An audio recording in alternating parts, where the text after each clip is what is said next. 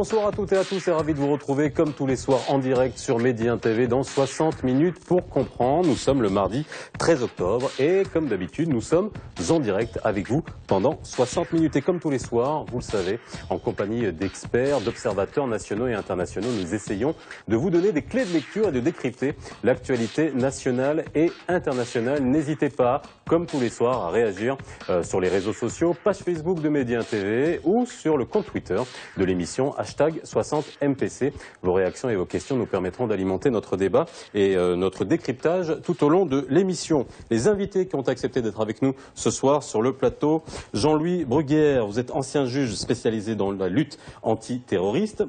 Vous êtes l'ancien responsable de la cellule antiterroriste du tribunal de grande instance de Paris. Bonsoir. Bonsoir. Merci d'avoir répondu à notre invitation. Driss Ben Omar, vous êtes expert en relations internationales et en gestion des risques sécuritaires pour les grands intérêts économiques en Europe, en Afrique et au Moyen-Orient. Et vous êtes également président du think tank marocain Atlantis. Vous nous en direz quelques mots dans quelques instants.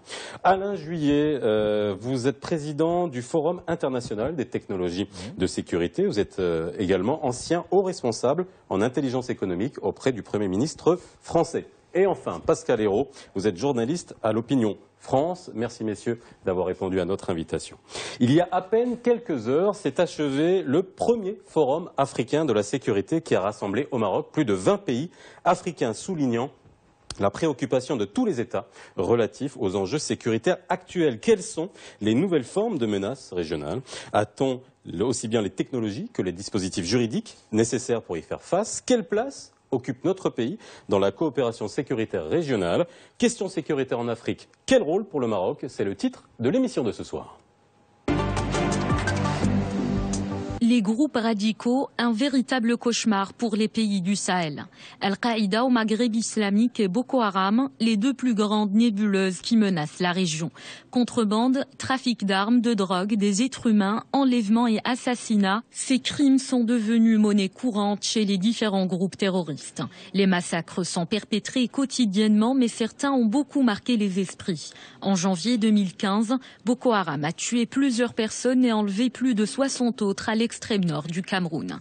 La plupart de ces personnes sont des femmes et des enfants. Un an après l'enlèvement de 276 lycéennes, Boko Haram continue de semer la terreur au Nigeria. Le groupe terroriste a enlevé au moins 2000 femmes et fillettes dans le pays depuis le début de l'année 2014. Boko Haram a aussi enlevé un prêtre français de 42 ans le 14 novembre 2013 au Cameroun et 7 autres otages français qui ont été libérés après des semaines de détention.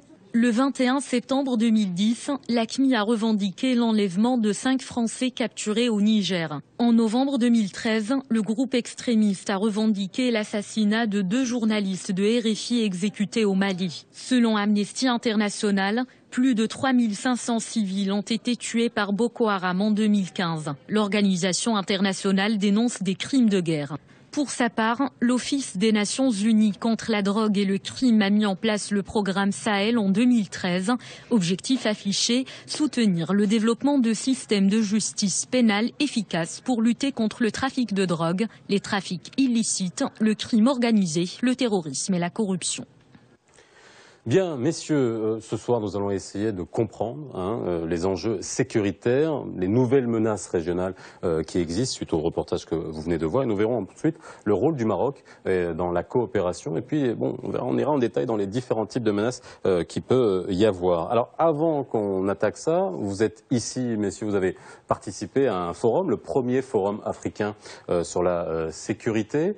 Vous avez trouvé toutes les solutions pour rendre ce monde plus sûr, messieurs? Monsieur Bruguière. Bon, écoutez, je crois que c'est une initiative majeure. Une initiative majeure parce que tout le monde comprend, tout le monde sait que nous sommes dans une situation sérieuse, grave, en Europe, mais également en Afrique, et que les deux sont liés, et que le concept Euromed n'a jamais été aussi fort qu'aujourd'hui sur le plan de la sécurité. Je crois que symboliquement, le fait qu'on tienne au Maroc, ici, avec une think tank de renom, donc, et avec un panel d'experts et de représentants, une session d'une journée consacrée à ça, montre à quel point, d'une part, je veux dire, ce problème est sérieux, à quel point également le Maroc joue un rôle majeur.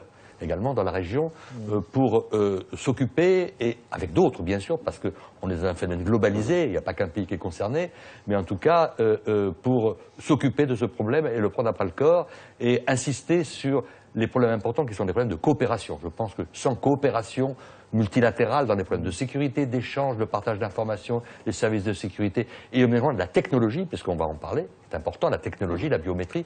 Donc, il faut que l'ensemble, je veux dire, des ressources actuelles, modernes, sur le plan technologique humain, les ressources régaliennes, mais également du secteur privé, se mobiliser pour précisément donc prendre en charge, analyser et apporter une riposte effective donc, à ces enjeux sécuritaires. Driss Ben Ammar, vous faites partie vous présidez le think tank marocain Atlantis. Quelques mots sur Atlantis, après je vous poser des questions sur le forum. Vous en sortez, c'est intéressant d'avoir à chaud les réactions que vous avez pu avoir et les réflexions que vous avez pu avoir. Alors le think tank a été créé maintenant, ça fait à peu près 1 an. C'est un think tank qui est spécialisé sur les problématiques de défense et de sécurité, mais également sur les problématiques de sécurité des énergies et sécurité alimentaire. On pense que les 3 thèmes sont liés, qu'il n'y a pas de problème, on va dire, alimentaire et sans problématique plus tard d'énergie, et qui arrive après à des problématiques de sécurité et de défense. C'est le premier forum qu'on organise, c'est clair. Et on pense le timing était important de le faire maintenant. Était important parce que on est au lendemain de 2 attaques à Ankara, d'un double attentat. Exactement. Je crois que les thèmes sont d'actualité avec ce qui s'est passé en Tunisie, ce qui s'est passé à Ankara, comme vous dites, et ce qui se passe actuellement aux portes de l'Europe, avec les problématiques d'immigration, les problématiques de réfugiés, et surtout de passage de frontière à frontière. Donc le premier thème qui est le plus important du forum, qui est le thème sur la sécurité des frontières, est un thème d'actualité. Donc on a pensé avec nos amis de FITS que ça pourrait être intéressant, encore plus intéressant d'en parler lors de ce forum. Alain Juillet. Je crois que ce forum a été un succès parce que, d'abord, ça a permis à tous les représentants des pays et les experts qui étaient autour de Il y avait une vingtaine de pays africains, à peu près. À peu près une vingtaine de pays africains et des experts aussi des pays africains, du Maroc, de pays européens. Et durant ces débats, ces exposés, ces tables rondes et ces débats, ce qui a eu de très intéressant, c'est qu'en définitive, après avoir posé le problème, c'est-à-dire d'avoir identifié les principales menaces sécuritaires qui concernent l'Afrique, et il y en a beaucoup, il faut bien le dire, hein. Nous sommes sur un continent qui va connaître une croissance, qui commence à connaître une croissance extraordinaire, hein, puisque dans les 30 prochaines années, ça va être l'équivalent de ce qu'a connu la Chine. Donc c'est énorme. Mais d'un autre côté, ce qu'on n'a pas connu la Chine, c'est aussi un continent qui va avoir un développement démographique extraordinaire aussi et qui va poser d'énormes problèmes parce qu'il faut une bonne gouvernance pour arriver à équilibrer une croissance rapide mais de l'économie mais aussi de la population. Donc ça pose plein de problèmes qui s'ajoutent aux problèmes sécuritaires classiques et en particulier sur l'Afrique à tous ces problèmes de trafic illicite et de corruption qui sont des problèmes majeurs et contre lesquels il faut lutter parce que les États souffrent de ça puisque à partir du moment où leur échappe une partie des ressources qu'ils devraient avoir, les conséquences c'est que ça appauvrit l'État et les populations. Pascal Hérault. Oui, l'avantage de ce forum, c'est qu'il a permis de marier un petit peu les expériences et les expertises. Il y avait aussi bien des gens de l'entreprise, avec le côté technologique, d'experts qui peuvent amener des solutions innovantes sur les banques de données, sur les drones, sur l'identification par la biométrie, des choses comme ça. Puis il y avait aussi des procureurs, il y avait aussi des gens des ministères de l'Intérieur, il y avait tout un tas d'intervenants, en plus de différents pays qui sont confrontés à différentes crises, et c'est un peu le mariage de ces expériences qui permettent d'aboutir à des solutions. Alors les solutions, elles ne sont pas toutes technologiques, on l'a bien vu. La technologie peut être un outil au service de politique. Après, derrière, bien sûr, il y a les hommes. Et vous avez beau avoir des drones, vous avez beau avoir les systèmes les plus perfectionnés, si sur le terrain, aux postes frontières, vous avez des gens corrompus, vous n'arriverez à rien. Donc d'où l'importance aussi d'avoir de la formation, d'avoir de bonnes politiques définies, des alliances régionales aussi, de la coopération régionale entre États. Ça peut être aussi du bilatéral, ça peut être aussi des pays africains, comme ils le font déjà, notamment les pays africains qui sont engagés dans le cadre du dispositif Barkhane français, où ils font de la coopération bilatérale et aussi entre pays pour échanger des informations, pour avoir de l'appui logistique sur certaines opérations, notamment ce qui se passe actuellement avec Boko Haram au Tchad, au Niger, au Nigeria, dans toute cette région. Donc oui, il faut marier les expertises, il faut mettre tout le monde autour de la table, parce que la menace, elle n'est plus... On a changé de menace avant. Alors justement, sur les modes de menace et les différents types de menaces, Jean-Louis Bruguière, vous avez tous l'expérience en termes de lutte antiterroriste, ça a bien changé. Le terrorisme, quand on remonte à Carlos, la bande Abadère, là, le terrorisme a changé de visage, a changé de mode opératoire. Oui, bien évidemment, ne reprenons pas Carlos, on était sur un terrorisme très particulier lié au contexte de la guerre froide et qui était, on l'appelait sponsorisé, c'est-à-dire soutenu par des États. C'est plus le cas. C'est plus le cas avec l'islamisme radical depuis le début des années 90, 92. Et ce pays en a souffert assez rapidement en 94 avec le mouvement de la jeunesse islamique marocaine, comme les attentats en 94 à Marrakech, dont j'ai eu à m'occuper côté français. Et puis, il y a eu des évolutions qui ont été faites rapidement avec le GSPC, avec le groupe islamique combattant marocain, les attentats de 2003 à Casablanca. Et puis, après, il y a eu, après l'Irak 2003, je veux dire, qui a déjà commencé à changer les choses, avec des groupes qui sont beaucoup plus atomisés, un style beaucoup plus diffluent, beaucoup plus polymorphe. Et on est arrivé avec, parce que il faut toujours qu'il y ait ce qu'on appelle des terres de djihad, c'est-à-dire des zones donc de confrontation qui jouent des rôles d'aspiration très forts. C'était l'Afghanistan qui a été la matrice, je peux dire, mais il y en a eu d'autres avec le Kosovo, avec la Bosnie. Et là, on a la zone syro-irakienne qui a joué un rôle avec un contexte géopolitique, une situation qui a été manifestement très mal gérée, parce qu'on en est arrivé là, on n'aurait pas dû y arriver, et avec un phénomène donc de création par l'État islamique d'un État, pour une première fois, ce que n'avait pas fait même Al-Qaïda. Al-Qaïda, c'était les talibans qui géraient. C'était pour la première fois qu'on avait un terroriste circonscrit avec une identité... Qui crée un califat géographique, c'est-à-dire avec une base Al-Qaïda, mais une vraie base géographique qui n'était pas une base idéologique. Et donc avec, effectivement, on va revenir peut-être sur ça, sur les raisons, confrontation entre chiites et sunnites, détestation, et donc une espèce de complicité ou une aide qui était arrivée tacite, en tout cas des communautés sunnites à al-Baghdadi, qui était un peu vécu comme ça, peu importe, en tout cas, voilà la problématique. Et aujourd'hui, le temps 1, si je peux dire, c'est celui de la confortation de la zone géographique, et on a maintenant... on arrive dans une zone 2 qui est celui de la radicalisation, de l'aspiration extrêmement forte donc de jeunes en Europe, de plusieurs milliers, mais également partout ici dans ce pays et ailleurs, et l'exportation donc de ce djihad, mais sur un mode moderne, c'est-à-dire en utilisant les ressources d'Internet, qui est le rôle majeur que va jouer les réseaux sociaux, et puis aussi cette incitation, donc parce qu'on appelle par des individus qui vont agir de façon spontanée ou relativement spontanée, sans réseau constitué. Est-ce qu'on avait anticipé, excusez-moi de vous interrompre, est-ce qu'on avait anticipé ce nouveau terrorisme dans les années 80, 90 est-ce qu'on a su, pas seulement anticiper, apparemment non, mais au moins suivre dans les méthodes, dans la manière d'appréhender ce que justement Internet pouvait avoir comme conséquence dans la dissémination, que ce soit de l'idéologie ou de différents modes opératoires? C'est arrivé très vite. Non, c'est arrivé extrêmement vite, parce que l'Internet s'est développé extrêmement vite.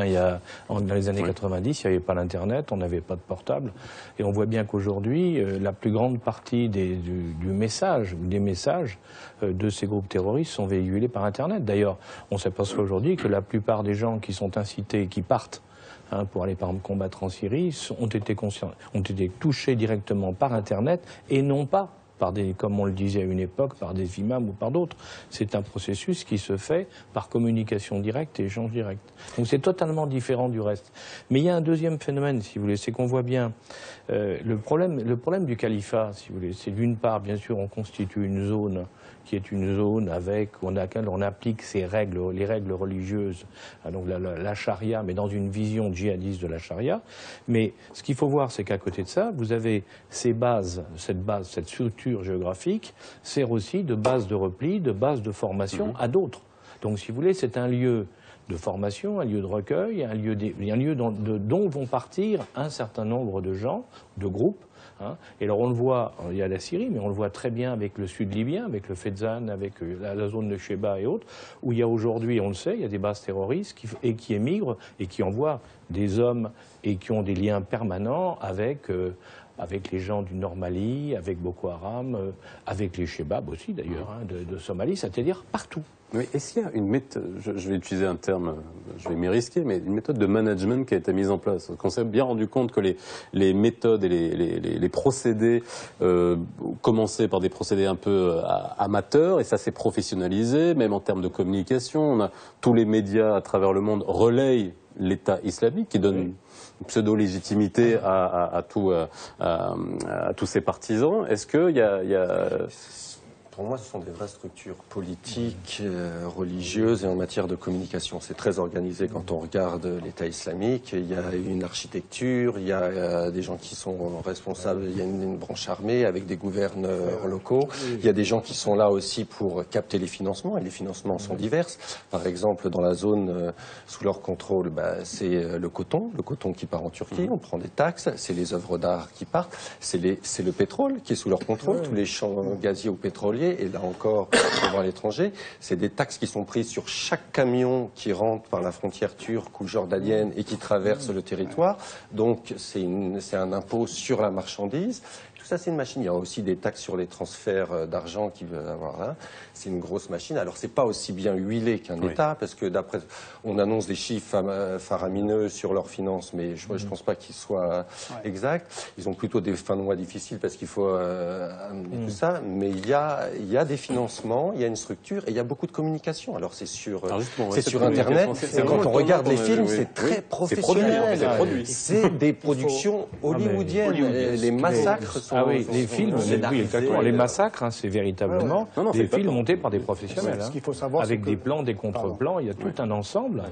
Hein, c'est fait de manière extrêmement technique pour provoquer ce que ça provoque. Ce qu'il faut savoir, c'est que derrière, il y a des ingénieurs, il y a des financiers, il y a des grandes personnalités, on va dire, du monde de communication, financier, technologique, qui sont derrière. Et on le voit bien à travers les images, c'est que ce sont des images de professionnels. Donc on voit bien que derrière, il y a une organisation qui est bien huilée et qui fait un travail de communication pour pouvoir toucher les cibles en Europe, au Moyen-Orient, en Afrique, qui vont être pris par ces images et pouvoir après être manipulés et partir. Et c'est très difficile d'intervenir parce que si on intervient, si on coupe un site notamment, ils vont se faire héberger, ils vont s'héberger tout de suite sur un autre site. En plus, il y a un problème de liberté d'information. On est dans un monde où l'information circule, où tout passe. Et puis, il y a aussi un autre aspect. Nos services de renseignement se servent aussi ces sites d'information souvent pour identifier les personnes qui sont innocentes. Donc il va falloir, mais en tout cas il va falloir réfléchir sur toutes ces questions de liberté d'information, ces questions aussi de contrôle de ces terroristes, et je pense qu'il y a une véritable réflexion qui doit s'engager dans les pays et peut-être même au niveau international. Il y a une extraordinaire mobilisation aujourd'hui sur le plan technologique, menée surtout par les Américains, parce que la technologie c'est eux, et quand on va aux États-Unis, et surtout dans la sphère donc militaro-industrielle ou la sphère du renseignement, on voit à quel point le problème du cyber, d'une façon globale, est devenu la priorité numéro 1 des Américains, qui investissent des sommes considérables, des milliards de dollars, parce qu'au-delà même du terrorisme, le problème du cyber est la nouvelle menace de demain. C'est-à-dire toute la menace et donc passe par l'espace et passe par le net. On est à 12 attaques par seconde. C'est en 2014. Je prends des gens, on est 43 millions d'attaques en 2014. Sur des sites ministériels.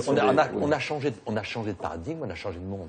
Et il est évident que les terroristes sont accaparés de ça. D'abord parce qu'ils sont constitués de gens très jeunes, pour lesquels culturellement c'est beaucoup plus facile de fonctionner avec Twitter, avec le numérique. L'analogique n'existe plus. Ils pensent numérique. Et donc, il fonctionne dans le numérique. Donc, il y a une rupture entre, par exemple, Al-Qaïda avec Al-Saab ou même à l'Andalous, les réseaux, et donc des boîtes de prod, je veux dire, de l'ACMI et ça. Et ce que fait Daesh aujourd'hui, ou l'État islamique, on a changé de choses en termes de qualité, en termes de professionnalisme et de rapidité. Et je pense qu'ils anticipent même sur les technologies de demain. Déjà, ils travaillent même autant que dans des start-up ailleurs pour cela. J'ajouterai un élément qui est important, c'est la cryptologie. La cryptologie est un élément préoccupant parce qu'ils maîtrisent parfaitement donc des clés de cryptologie qui sont souvent faciles à acquérir sur et qui leur permettent et qui chiffrent. Et ils chiffrent leurs messages, ils chiffrent. Nous avons même des sites qui sont des sites opérationnels, des sites de rencontres. Les rencontres qu'on suivait avec nos services ou nos polices, avec ils sont dans l'underweb, elles sont virtuelles.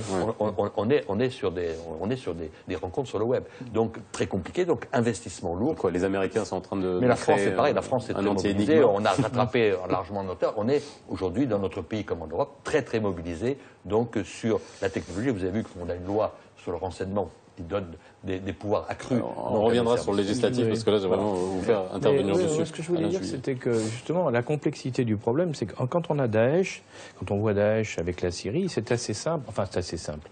C'est bien maîtrisé. Ils communiquent, on les connaît, on revoit à peu près, on identifie à peu près qui ils sont. Enfin bon, c'est circonscrit. Le problème, c'est qu'au fur et à mesure de l'allégeance des groupes terroristes en Afrique, quand ils font allégeance à Daesh, à ce moment-là, ils vont commencer à bénéficier progressivement et de plus en plus des techniques et des moyens de Daesh. Il y a un transfert qui de vont compétences. s'ajouter, exactement. Et alors là, ça va nous poser un problème énorme, parce que c'est une chose de se battre contre AQMI, contre Boko Haram, je dirais, isolément. C'est déjà pas facile, hein.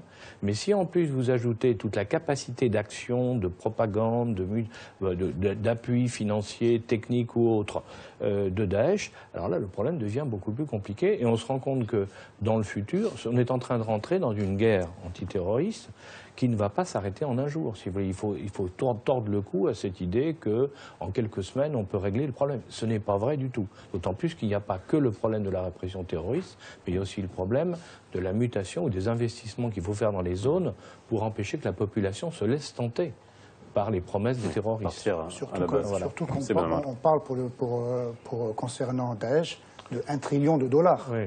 Donc 1 trillion de dollars, on fait avec beaucoup de choses. Bon, c'est des chiffres qui sont avancés. On ne sait pas si les chiffres sont vraiment réels. 1 trillion de dollars pour de financement. De financement. Donc avec 1 trillion de dollars, on peut faire beaucoup de choses, c'est clair.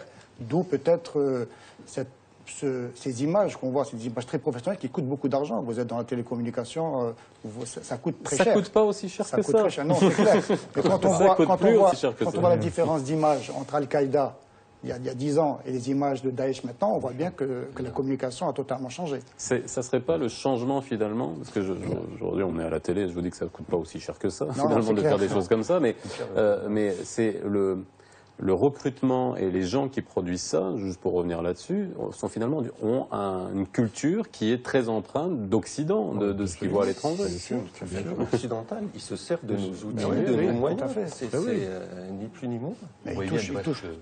Ils utilisent des langues occidentales, c'est plus que l'arabe. Donc il y a des émissions en français, il y a des émissions en anglais, il y a des émissions en espagnol. Ils publient des livres, enfin sur le net, hein, sur Internet, ils publient des livres dans lesquels ils expliquent leur stratégie, comment ils font, ils donnent des conseils pour faire un attentat, se servir d'une Kalachnikov, enfin il y a un peu de tout là-dedans, mais c'est extrêmement détaillé et fouillé, et les gens qui le reçoivent, avec ça, ils sont capables de faire beaucoup de choses. Donc on est dans un combat très difficile, en définitive, dans lequel, c'est vrai que, et c'est le problème majeur de la sécurité partout, c'est qu'il faut qu'on assure un certain nombre de contrôles, donc il faut qu'on mette en place un certain nombre de moyens, pas uniquement, je disais, de répression militaire, mais également d'autres pour contrôler ce qui se passe sur les trafics illicites, sur le mouvement d'argent, sur le passage de frontières dans tous les sens, parce que Dieu sait si dans l'Afrique sahélienne, par exemple, entre de la Mauritanie au Soudan, ça circule partout. Le problème, c'est qu'il faut absolument qu'on arrive à contrôler ça, parce que tant qu'il y aura ces mouvements incontrôlés, ces financements illicites créés par les trafics, tant qu'on ne sera pas capable d'identifier en définitive les gens pour savoir qui est qui dans une zone donnée, eh bien on sera dans des problèmes terribles dans la lutte que nous avons amenée, que l'Afrique a amenée, parce que c'est un problème africain. Alors, on peut les aider, mais c'est l'Afrique. Le renseignement, est-ce qu'on a passé un cap ou est-ce qu'on était meilleur avant en termes de renseignement? Je parle du cas de la France, hein, l'exemple français. Est-ce qu'on a changé est-ce qu'on a raté le coche dans la manière de faire du renseignement qui était plutôt efficace? Et là, aujourd'hui, le renseignement et son utilisation. On est toujours efficace. Quand on voit ce que font les forces françaises actuellement en Mali, moi je me rappelle avoir visité la direction du renseignement militaire en France l'année dernière. Quand on voit les images satellites sur leurs ordinateurs, les balises qu'ils arrivent à poser, ils arrivent à identifier tous les mouvements des les djihadistes et tout ça. Il y a aussi des hommes qui sont sur le terrain et qui leur apportent des renseignements. Il y a aussi de la coopération en renseignement avec les États concernés. On a les renseignements. Après, toute la difficulté, c'est d'envoyer des forces de projection sur des territoires éloignés, désertiques, qui nécessitent de gros moyens et qui nécessitent aussi de la logistique des bases arrières derrière. Et ça nécessite des hommes, c'est des financements. Nous, en France, par exemple, les opérations extérieures, on a complètement explosé les budgets. On est à plus d'1 milliard d'euros par an, alors que la France est quand même dans une situation économique où il y a d'autres difficultés actuellement à régler. Donc il y a toute une problématique, la problématique politique du renseignement, de l'économie. Ce n'est pas le rôle des pays occidentaux, de la France, même si la France est très amie de l'Afrique traditionnellement, mais ce n'est pas notre rôle d'assumer ce genre de choses. En tout cas, il faut absolument que les pays africains construisent des forces internationales au niveau africain, au moins dans chacune des zones, pour pouvoir participer. Ce qui est en train de se faire sur Boko Haram, c'est très important. L'union qui s'est faite entre le Tchad, le Cameroun et le Nigeria pour lutter contre Boko Haram est une première, qui est une véritable réussite, puisque indiscutablement, Boko Haram est en train de souffrir. C'est bien la première fois depuis 3 ans qu'on les voit en difficulté. Et ce qui est formidable, c'est que ce sont des troupes. Là, il n'y a pas de, il y a des aides, les Européens ou d'autres les aident, mais c'est véritablement des troupes africaines qui sont capables de reprendre en main les choses. Ce qui montre que quand il y a une volonté, comme disait le philosophe, il y a un chemin. Il faut qu'on y arrive. Et il faut qu'on y arrive partout. Alors sur Barkhane, les Français ont été au début, mais maintenant là aussi, mais il faut que partout on s'y mette. C'est-à-dire et pour ça, il faut que l'Union africaine véritablement se mobilise pour encourager les chefs d'État, là je le dis comme je le pense, encourager les chefs d'État à avoir des armées qui fonctionnent sur le même modèle. Parce que la collaboration militaire, ou la collaboration des services de renseignement, c'est pareil, ça passe par l'utilisation de mêmes outils. Si on n'a pas les mêmes choses, si on n'a pas les mêmes fusils avec les mêmes munitions, on ne peut pas combattre ensemble. D'ailleurs, si je peux, le thème du forum, et puis le succès du forum, c'est d'avoir mis, si vous voulez, sous le même toit, différents pays africains. Et hier, on a beaucoup discuté de coopération, parce que, comme dit Alain, s'il n'y a pas de coopération, on ne peut pas avancer. Et puis tous les pays qui étaient présents hier ont tous discuté de coopération et d'essayer de mettre en place des bases de données communes pour pouvoir échanger des informations. Et la coopération était un thème qui a été beaucoup discuté. Ce qui est intéressant aussi, c'est qu'il y a des verrous psychologiques qui sont en train de tomber. Je prends l'exemple du Nigeria. C'est une armée assez orgueilleuse, souveraine, la première puissance économique. Et pour la première fois, le droit d'intervention sur son territoire a été levé. On a vu les Nigériens et les Tchadiens venir opérer en territoire nigérian, pas les Camerounais, parce qu'il y a des différends historiques qui sont liés au conflit frontalier. On voit que au Sahel, dans le cadre du G5, 5 pays africains se sont alliés. Maintenant, il reste quand même un problème. Il faudrait que les pays du Maghreb, les problèmes d'intégration maghrébine ne sont pas résolus pour des différends historiques que tout le monde connaît. Et ça, c'est quand même un frein très important à la lutte contre le terrorisme dans la région. Alors, les cibles, ça aussi c'est une question importante, parce qu'aujourd'hui, est-ce que les cibles sont vraiment identifiées? On voit que les cibles, avant, la cible privilégiée, c'était l'Occident, et maintenant les cibles aussi changent au niveau des pays qui sont visés, que ce soit les mauvais musulmans qui sont considérés comme des mauvais musulmans, et on verra aussi dans quelques instants les dispositions législatives, de quelle manière, ça Jean-Louis Bruguière, vous en connaissez un rayon, sur les dispositions législatives pour lutter contre le terrorisme. Est-ce que ça suffit? Est-ce que c'est important de les harmoniser? On se retrouve après une petite pause.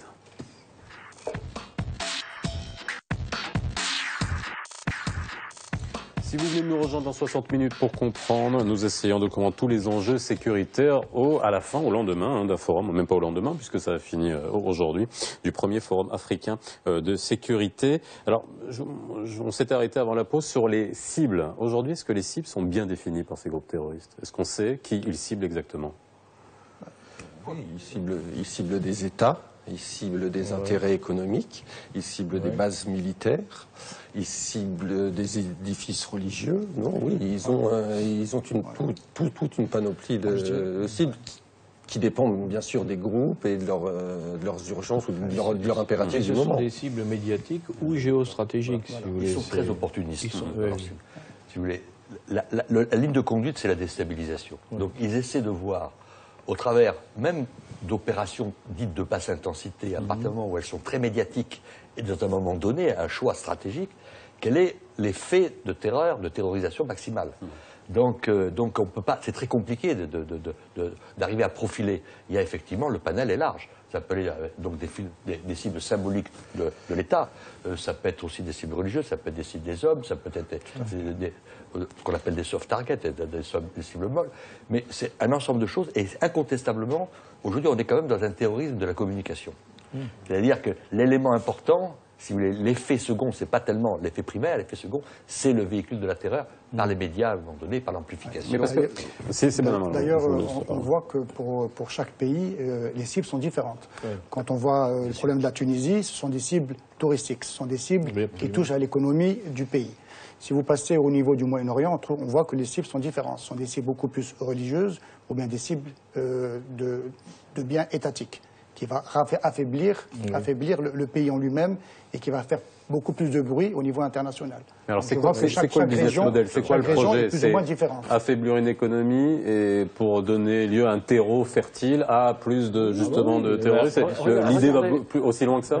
Affaiblir l'économie, susciter l'émotion, parce qu'il y a des cibles culturelles aussi. Il y a les sites archéologiques, Palmyre, la bibliothèque de Tombouctou, c'est aussi un site culturel.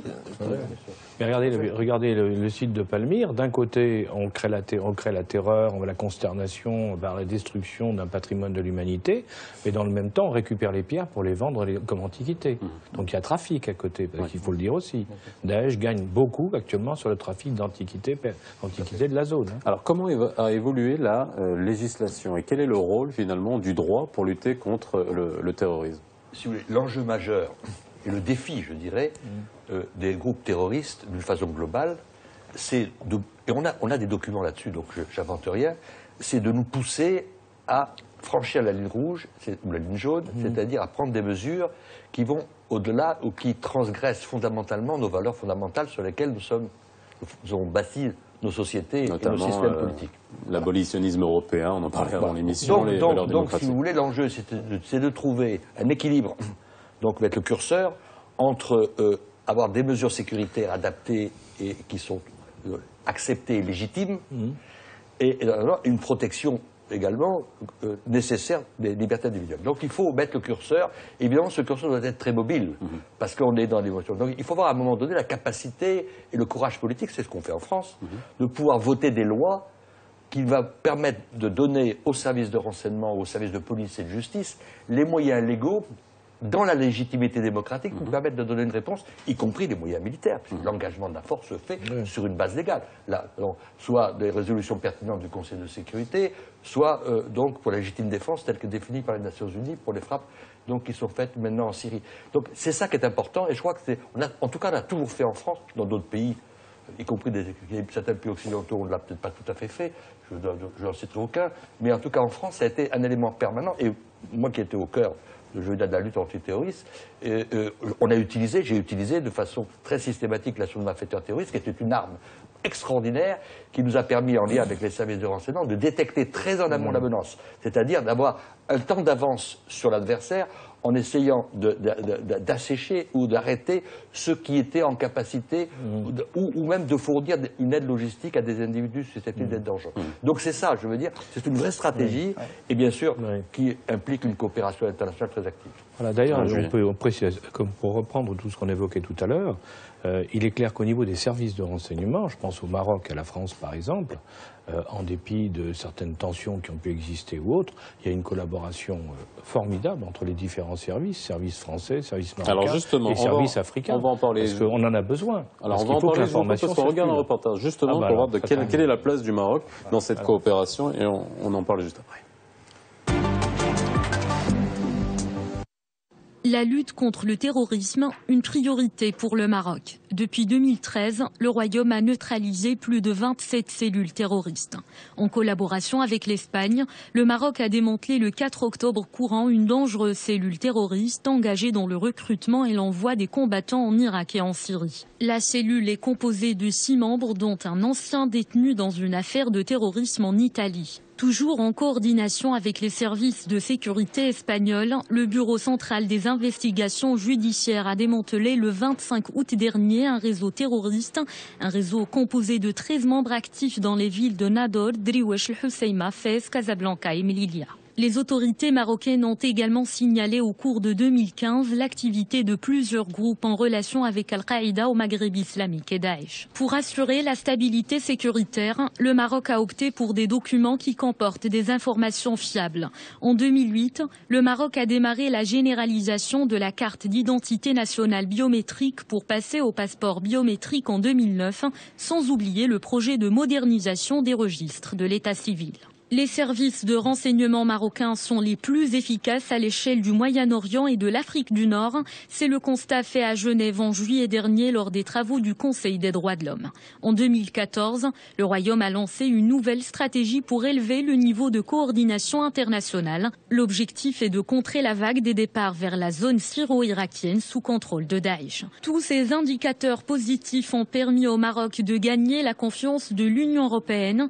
Il est aujourd'hui un allié majeur de l'UE dans la lutte contre le terrorisme. Pour ce qui est du projet du plan d'action Maroc pour la mise en œuvre du statut avancé sur la période 2013-2017, le Maroc et l'Union européenne comptent développer la coopération en matière de lutte contre le terrorisme. Concernant la prévention, les deux parties se concentrent davantage sur l'échange de renseignements et la coopération judiciaire et policière.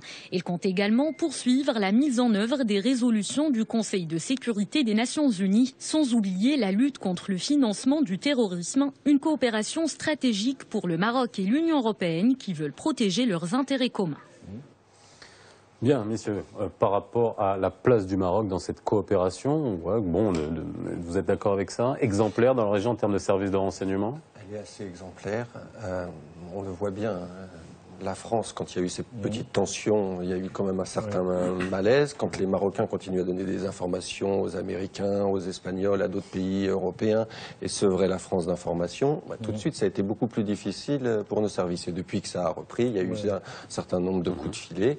C'est des services de renseignement, en plus français et marocains, qui ont l'habitude de travailler ensemble. Il y a une architecture qui était là, qui date du protectorat. Après, Hassan II a façonné les services de sécurité et a travaillé main dans la main avec les Français. On peut rappeler qu'il était très lié avec Alexandre de Marange, qui est l'ancien patron du SDEC, la DGSE, l'équivalent de la GED au Maroc. Et puis depuis, ça roule. Il y a d'autres acteurs, il y a la DST, il y a des GST qui se mêlent. Il y a des échanges d'informations quotidiens, de fiches, des réunions régulières. Et tout ça permet d'avoir un volume d'informations, d'identifier les cibles et puis de faire les coups de filet. Je pense que le Maroc a toujours très bien coopéré avec tous les services de renseignement, que ce soit au Moyen-Orient, en Europe ou aux États-Unis. Et si je peux dire, il ne peut plus y avoir on ne peut plus travailler tout seul. La coopération, la coopération est obligatoire. Et de plus en plus, les officiers de liaison sont mis en place à travers tous les pays. Et le Maroc, comme plusieurs pays européens, travaille main dans la main pour échanger des informations, parce que les terroristes ont eux-mêmes leur propre base de données, eux-mêmes communiquent. Et donc, si les Marocains ne communiquent pas, on ne peut pas travailler. Donc, la coopération et l'échange d'informations est clair et primordial. Il y a seulement l'échange d'informations, il n'y a pas de transfert de compétences, que ce soit du Maroc vers la France ou la France vers le Maroc. Il y a des partages de compétences, des transferts de compétences sur les outils, sur les méthodes, sur les procédés. À partir du moment où on se voit souvent, quand il y a un système qui marche, on le passe à l'autre en lui disant tiens, là, on n'est pas dans la compétition, c'est pour réussir tous ensemble. Il n'y a pas le choix.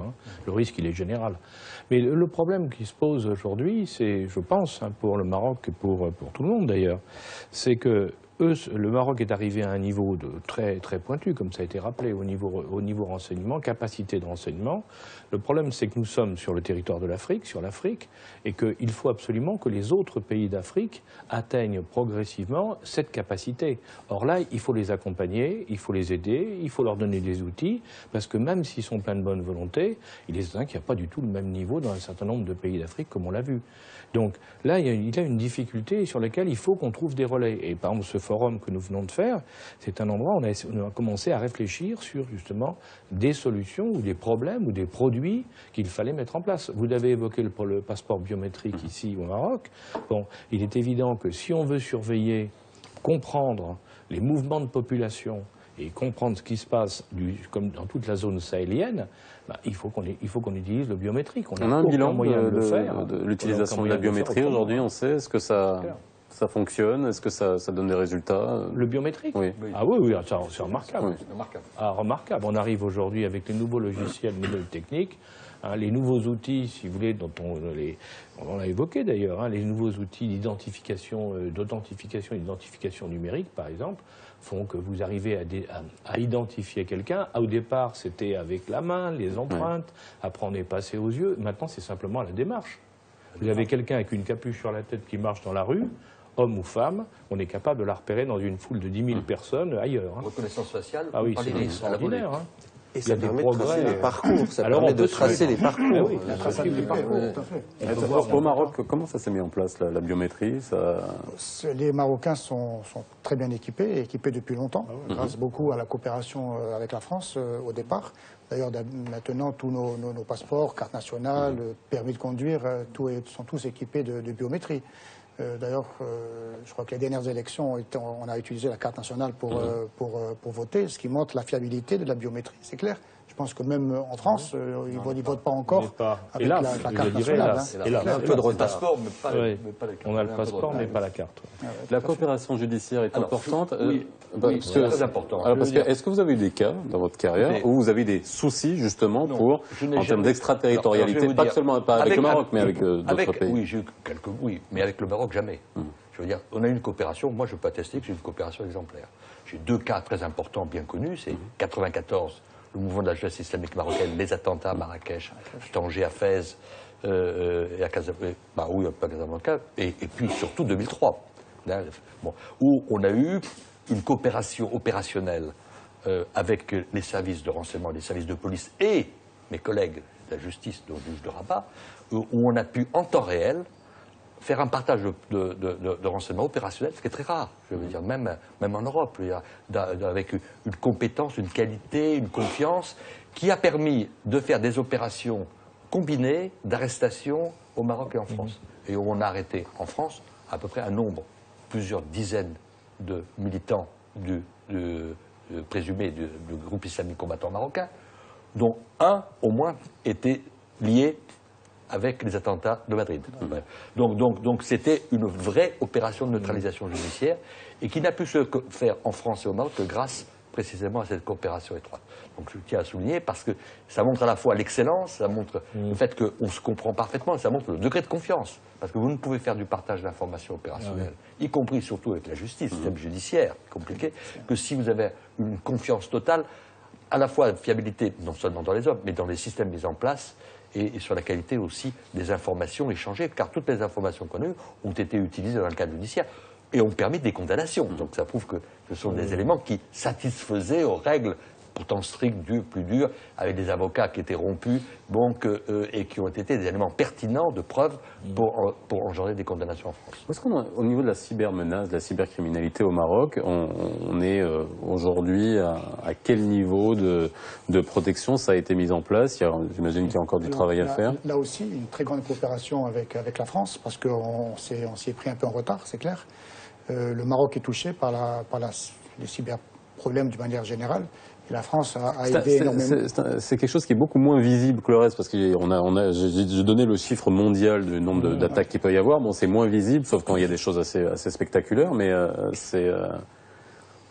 Le problème de la visibilité, c'est que dans le cyberespace, c'est extrêmement difficile. Parce que d'abord, quand une entreprise se fait pirater ou escroquer, par exemple, en général, elle ne va pas le raconter sur la place publique le lendemain. Moi, je vois la France, dans tous les pays, on a des problèmes. La France, il y a actuellement une escroquerie, qu'on appelle l'escroquerie au président, une sombre une manipulation qui se fait le vendredi soir. Bon, alors on vous dit, une escroquerie, c'est une escroquerie. 350 millions d'euros perdus en 3 ans par les grandes entreprises françaises. C'est énorme, si vous voulez. Et il n'y en a que 2 qui ont raconté qu'elles s'étaient fait avoir. Or, on sait bien que toutes les autres se sont fait avoir, ou pratiquement. Donc, il y a un côté secret, on n'ose pas avouer qu'on s'est fait avoir. Le deuxième volet, c'est qu'il y a beaucoup de fois aussi, et c'est valable au Maroc, c'est valable dans tous les pays, hein, c'est qu'on ne sait pas qu'on s'est fait avoir. Parce qu'on a pu voir que très souvent, les gens, les professionnels, les hackers, si vous voulez, piquent des informations, détournent des informations, sans que la cible s'en rende compte. C'est encore plus grave. Donc vous vous retrouvez un jour avec vos recettes, vos produits, vos plans qui sont utilisés par un autre. Et ça coûte une fortune, évidemment, parce que ça vous met en l'air votre entreprise ou vos activités. Vous avez dû recevoir dans votre boîte email souvent des messages vous disant que vous avez gagné une loterie ou que vous avez... Oui. Moi, j'ai reçu encore la semaine dernière un coup de fil suivi d'un mail de Western Union me disant que j'avais gagné une grosse somme. Si on continue à répondre, après on va vous demander un transfert bancaire ou d'une petite somme pour pouvoir récupérer la grosse somme. Et on sait bien qu'en Afrique, dans des cybercafés, dans des milieux très identifiés, il y a des petites équipes qui travaillent ça toute la journée. Il y a des hommes d'affaires français qui se sont fait avoir, à qui on a proposé des contrats, qui sont allés notamment dans certains pays. On vient les pincer à l'aéroport, et puis après, il faut négocier, donner des rançons ou donner sa carte bleue pour être libéré. Ça devient de plus en plus un business. Là, on rentre dans la cybercriminalité, si vous voulez, qui est un des éléments de la criminalité tout court, mais qui devient de plus en plus important. Ouais, mais ce qu'on trouve de plus en plus sur le net, c'est des vendeurs de logiciels. Ils vendent des logiciels maintenant qui permettent de rentrer dans vos disques durs, de rentrer dans votre boîte mail, et qui après peuvent prendre des informations, prendre des documents, etc. Donc c'est de plus en plus fréquent. Hein, lorsqu'on parle de sécurité, on a parlé de terrorisme, peut-être y revenir au niveau des filières, mais déjà on ne parle pas que de terrorisme lorsqu'on parle de sécurité. On parle aussi de trafic en tout genre, de grande criminalité, de bandes organisées, qui sont souvent liées aussi dans on va dire l'alimentation en cash des filières terroristes. Là aussi, c'est de quelle manière, pas seulement pour le Maroc, mais aussi de manière beaucoup plus générale, on arrive à gérer ça. En Afrique, vous avez actuellement, il y a eu depuis très longtemps, il y a des filières qui viennent du golfe de Guinée et qui font remonter des cigarettes. Alors il y en avait vers le Maroc, il y en a aussi vers l'Algérie, mais il y a aussi... mais ça vient du golfe de Guinée, donc si vous voulez de la côte, en gros, du Sénégal ou de la Guinée, plus exactement jusqu'au Togo et au Bénin. Bon, et ces cigarettes remontaient, s'arrêtaient en route au Mali ou au Niger, à Agadez, à Kidal, enfin dans toute cette zone-là, à Gao, remontaient en Oudjanet pour aller de l'autre côté, vers la Libye, et ensuite remontaient vers la Méditerranée. Et puis, il faut savoir que la cigarette qui valait 1 au port de départ, elle vaut 5 en Algérie, en Tunisie, au Maroc, en Libye, et elle vaut 10 de l'autre côté en passant en Méditerranée. Donc c'est des sources d'argent très importantes. Ce qui est d'intéressant, c'est que derrière, on a vu les trafiquants de drogue, organisations criminelles encore plus élaborées, qui ont pris exactement les mêmes routes. Et puis après, maintenant, on voit les migrants qui prennent exactement les mêmes routes. On a vu les trafics d'armes qui prennent aussi les mêmes routes. Parce que ce sont des routes organisées dans lesquelles des groupes criminels, alors petits, moyens ou gros, sont installés, perçoivent des dîmes, marchent avec du troc, parce qu'il y a de l'argent, mais il n'y a pas que de l'argent, marchent avec du troc, et tout ça, ça remonte vers la Méditerranée. Et nous, notre problème, c'est que le terroriste se nourrit aussi de ça, parce qu'on voit les réseaux terroristes dessus. Avec des sauts, en plus, de continent à continent. Ah oui, oui. Les cigarettes dont vous parliez... C'est des cigarettes qui sont fabriquées en Europe souvent, qui arrivent complètement détaxées peut-être à 50 centimes d'euros à un prix dérisoire, et qui après remontent toute la filière et qui sont revendues sous le manteau en Europe à 5 ou 6 euros quand le paquet est à 7 euros. On peut prendre exactement le même exemple pour la drogue. La drogue, elle vient d'où? Elle vient du Venezuela, elle vient de la Colombie, elle arrive soit par bateau, soit par avion. On a vu dans le cas du Mali un boom qui se pose carrément en plein désert. Et puis après, on décharge, on recharge dans des pick-up, et puis ça part sur différentes routes, sur différents marchés. Dans la multinationale du terrorisme, il y a ces fignoles qui abreuvent. Absolument. Ce sont des sources extrêmement importantes, parce que les groupes terroristes comme l'AQMI ne transportent pas directement, mais s'imposent comme des acteurs de sécurité, et avec une tarification au kilo. Voilà. Et ils accompagnent et ils sont payés. Il y a aussi un autre élément Donc ça leur important. appartient pas, c'est pas des Non, filières. non, mais Ils sécurisent la C'est filière. arabe, mais ils prennent l'argent donc du trafic. Ok. Mais il y a aussi également la contrefaçon et surtout les faux médicaments Ah oui. fabriqués en Asie massivement, qui représentent entre 50 et 100 milliards de dollars, c'est quand même énorme comme trafic, et dont les zones de consommation sont principalement l'Afrique. Et donc avec des routes particulières qui sont prises par la criminalité organisée, dont on suspecte aujourd'hui que certains milieux terroristes vont bien sûr s'affairer parce que c'est une source de financement. Et d'un point de vue juridique, d'un point de vue législation, est-ce qu'on assimile, est-ce qu'il y a des ponts qui permettent d'être beaucoup plus efficaces par rapport à ces filières? Il y a des législations qui sont en vigueur pour tous ces trafics, mais est-ce que, dès qu'il y a un lien avec le terrorisme, est-ce que ça permet d'être beaucoup plus efficace dans le traitement de ces dossiers? La législation antiterroriste est extrêmement souple et permet, si vous voulez, à chaque fois qu'il y a un trafic ou qu'il y a une activité criminelle en relation avec une entreprise terroriste, on considère que c'est un acte terroriste, mais on rentre dans le champ du terrorisme avec l'ensemble de l'arsenal qui est mis en œuvre et qui est très efficace tant sur la procédure que sur les lois de fond. Le problème, c'est la coopération internationale, parce que dans ce domaine, la coopération internationale ne peut intervenir que si le niveau des législations est le même. Il faut qu'il y ait que les législations soient compatibles les unes par rapport aux autres pour que la coopération judiciaire joue. Ce qui n'est pas le cas en matière de renseignement. Mais sur le plan judiciaire, le niveau de législation que nous avons en France, par exemple, ne se retrouve pas nécessairement, même en Europe, avec des lois qui ont les mêmes, et a fortiori à l'extérieur. Donc c'est un élément qui va gêner considérablement la coopération. Coopération internationale et volonté politique des États aussi. Oui, parce qu'on sait très bien qu'il y a certains étapes à asseoir. On a parlé pendant un moment de la Guinée-Bissau, l'ancienne Guinée aussi, sous les anciennes présidences, il y a eu beaucoup de trafic. Le Mali, sous ATT, on a parlé aussi, voire de complicité de réseaux qui pouvaient impliquer des politiques et des militaires. Tous les trafiquants se nourrissent de l'absence de l'État. À partir du moment où l'État fait son travail, vous l'avez très bien souligné, qu'il y a une législation adéquate, on peut taper ses filières et on peut agir. Mais il faut une organisation, il faut un pouvoir qui ait la capacité de le faire, et il faut qu'il ait des outils. À vos souhaits. Il faut des outils qui lui permettent de continuer justement à agir. Donc tout ça, c'est pour ça qu'il faut une coopération internationale et que dans un forum comme celui qu'on vient de faire, justement, c'est ça qu'on évoque. C'est quels sont les moyens qu'on peut avoir pour mieux surveiller ce financement illicite, ces filières, parce qu'on sait qu'il faut taper sur les filières, et que ça permettra aussi de résoudre les problèmes de terrorisme. Vous voyez, on est encore dans le même problème. Un des points hier qu'on a discuté, c'est avoir un État fort. Parce qu'un État fort et bien organisé, c'est le seul moyen de pouvoir combattre, c'est d'avoir un État fort, bien organisé et mis en place. Et bonne gouvernance. Exactement.